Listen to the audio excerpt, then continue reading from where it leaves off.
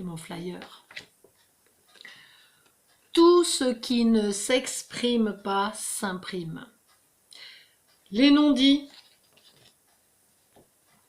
ce que l'on n'exprime pas, ça reste à l'intérieur et ça fait mal parce que souvent, on accumule des choses et on les garde et ces mots, M-O-T-S, peuvent devenir des mots, M-A-U-X. Ces mots, M-O-T-S ou M-A-U-X, on peut les avoir mis depuis longtemps enfermés et au bout d'un moment, une quarantaine d'années, plus, moins, peu importe, c'est un peu comme un réservoir qu'on remplit de mots, M-O-T-S ou M-A-U-X finalement, on met dedans. Mais le réservoir, enfin c'est un contenant, il y a un moment où ben, ça veut plus, ça contient plus. Et ce contenant, ça déborde. Et quand ça déborde, pouf, ça sort.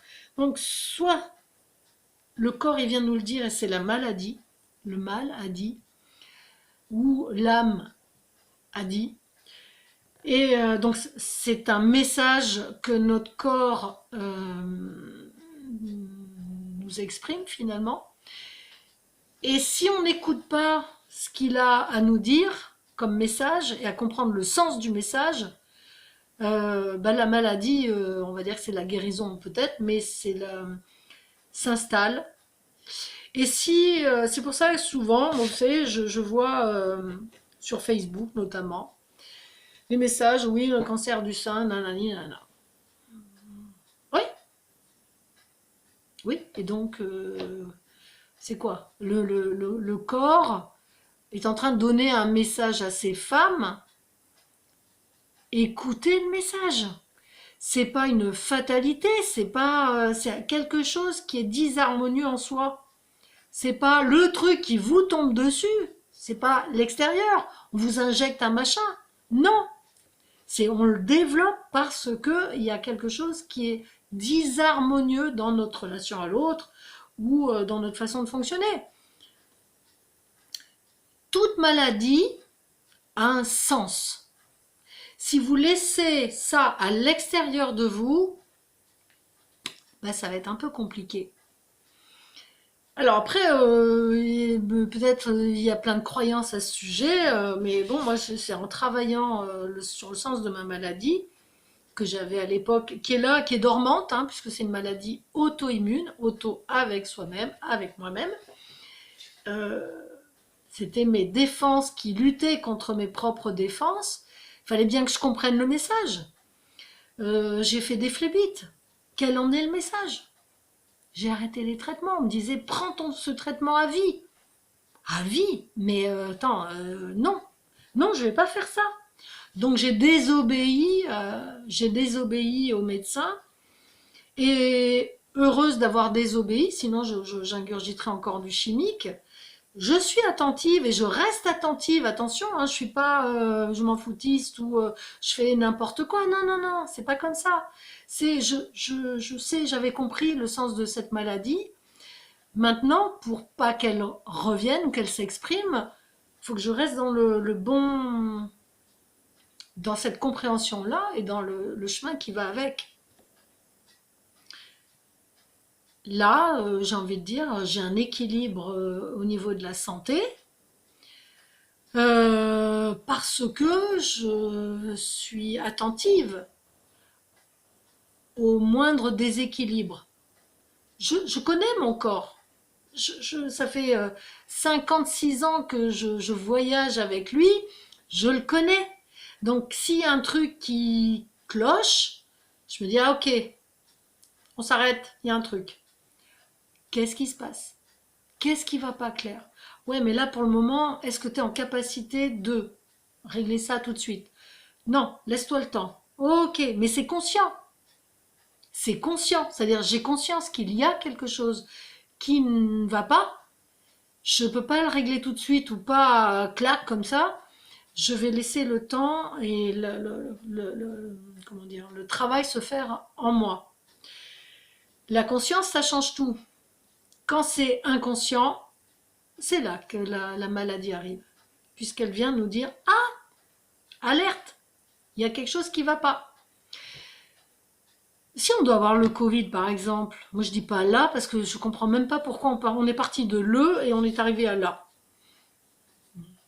Là, il y a un truc qui m'échappe. Bon, eh ben moi je vais le garder au masculin, parce que pour une fois, ça ne sera pas la faute des femmes. Non mais... Donc je me dis, si je devais attraper le Covid, qui est finalement une grippe, c'est que j'ai un truc à comprendre, tout simplement. Ou que mes défenses sont pas assez, auquel cas je vais remédier. Enfin, on a des solutions.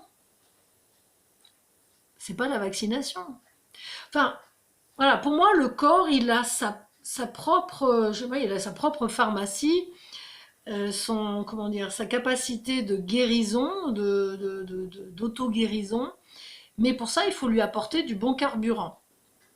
D'accord? Donc on va bien, le bon carburant, ça va être à la fois dans l'esprit, c'est-à-dire avoir, on va dire, un bon esprit, un bon état d'esprit, c'est-à-dire plutôt joyeux, dans l'amour, etc. Mais ce qu'on va mettre à l'intérieur, il faut aussi que ça soit harmonieux. Si je lui donne, j'en sais rien, de la viande avariée, ou je suis pas sûre qu'il va vraiment aimer. Ça paraît logique. Si je lui donne des choses qui sont en plus, manger en conscience et on va dire, c'est pas le fait d'être, par exemple, le fait d'être omnivore. Manger de la viande, c'est manger du cadavre. Oui, oui, oui, oui, effectivement. Donc déjà, on sait que manger de la viande, c'est pas, enfin surtout tous les jours et en abondance, ça n'est pas bon pour l'homme. Donc on peut réharmoniser ça. Voilà, on peut se faire guider par un naturopathe, on peut se faire aider. Mais le médicament, c'est l'alimentation, c'est l'état d'esprit, c'est l'environnement, c'est les relations. Tout ça, euh, si on est entouré, entre guillemets, d'énergie négative en permanence, on sait bien qu'on va mettre à l'intérieur de notre corps, on va ingurgiter du négatif ou du quelque chose de disharmonieux. À votre avis, qu'est-ce que ça va créer? Donc, quand on commence à faire du tri de ce que l'on laisse rentrer à l'intérieur, on commence à changer les codes que l'on va recevoir. Et on change, voilà, ça j'en veux plus, ah ça non plus. Donc je fais des choix, je fais du tri, je fais des choix. Et ces choix, ça libère de l'énergie puisque on va aller vers quelque chose de plus léger, plus lumineux. Par conséquent, la vie va s'alléger, devenir plus lumineuse. Ça va ensemble. Ça parle? Ça vous parle? Allez, à tout à l'heure.